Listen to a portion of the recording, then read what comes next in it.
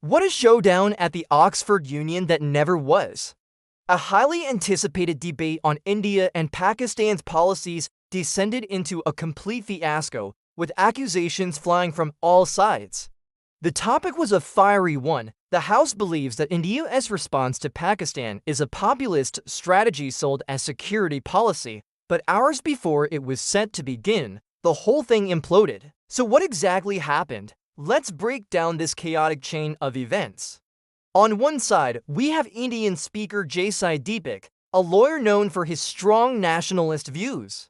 On the other, a high-profile Pakistani delegation was expected, including former Foreign Minister Hina Rabbani Kar and former Defense Minister Khawaja Mohammad Asif. According to Sai Deepak's detailed account on social media, the Indian side faced hurdles from the get-go.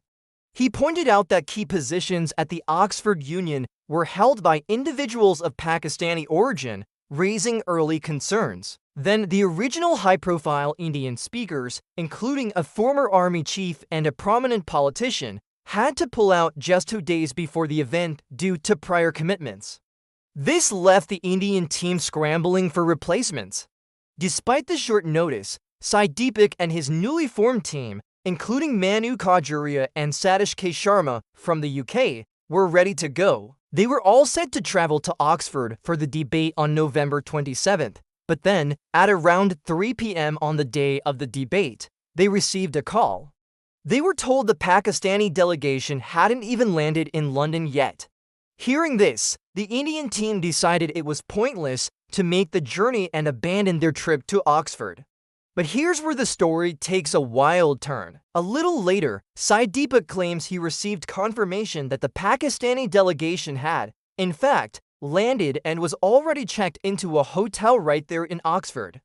This revelation led him to issue a blistering statement, accusing the Pakistani side of deliberately misleading them.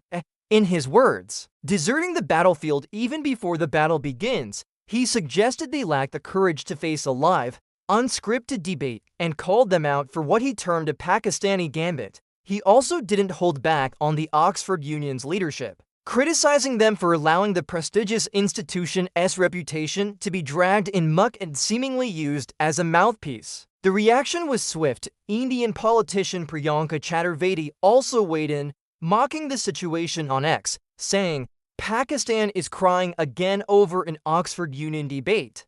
This is for the record. Once again, they have proved to be liars." Now, let's look at the other side of the coin.